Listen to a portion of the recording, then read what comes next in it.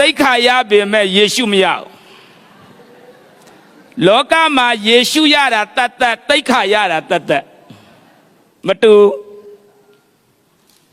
တရားဟောဆရာတိုင်းအမှုတော်ဆောင်တိုင်းယေရှုရလားရလားမရဘူးလေရမမရတာမရတဲ့လူအများကြီးဒါကြောင့်မြစ်ကြီးနားမြို့မှာတစ်ခေါက်ဘလက်ပုတ်နဲ့ကြော်ညာထားတယ်။ဘာရေးထားလဲဆိုတော့မြို့နာမည်ကျွန်တော်ခြံခဲ့လိုက်မပြောတော့အဲ့ဒီမြို့နာမည်ပြောရင်မကောင်းတိတ်ခါမရှိတဲ့လူကိုတိတ်ခါသွားချတယ်လို့ဖြစ်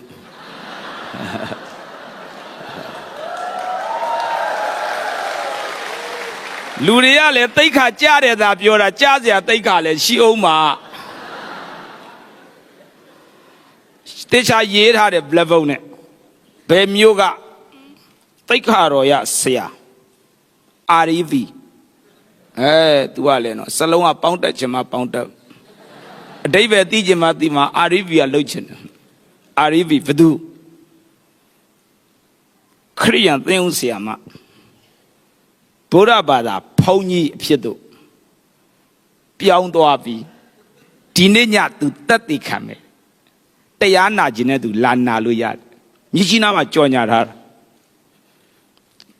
ကျွန်တော်မြစ်ကြီးနားရောက်ပြီးတဲ့နောက်ပိုင်းအဲ့ဆိုင်ဘုတ်တွေ့သူများတွေကျွန်တော်ပြောတယ်ဟာဘလို့လဲဒါကြီးကပြဿနာပဲပါညာဟုတ်တယ်မအံ့ဩနဲ့တိတ်ခါတော့ရခဲ့တယ်ယေရှုမရခဲ့ရင်ဟိုပြောင်းတီပြောင်းပေါ့ကြည့်လေတကယ်ရှိတာပဲသွားနာထောင်ကြတယ်နောက်မှသူ့ဇလန်းကိုလိုက်ကျွန်တော်ကတော့အထူးတလဲထုတ်စုံစမ်းစရာမလိုပါဘူးဟိုသွားဒီသွားဆိုပြန်သိရတယ်နော်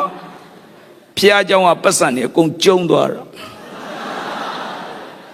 ကျုံပြီးတော့ဖမ်းမယ်ဆိုတော့လစ်ပြီးတော့ဖုန်ကြီးကောက်ဝက်ပလိုက်တာကြည်လွယ်ဘူးအဲ့ဒါတာမန်မဟုတ်တိတ်ခါတော်ရဒီလိုပြောလို့တိတ်ခါတော်ရတွေကလိုက်ကျုံတယ်လို့လည်းမထင်သေးချင်ဘူး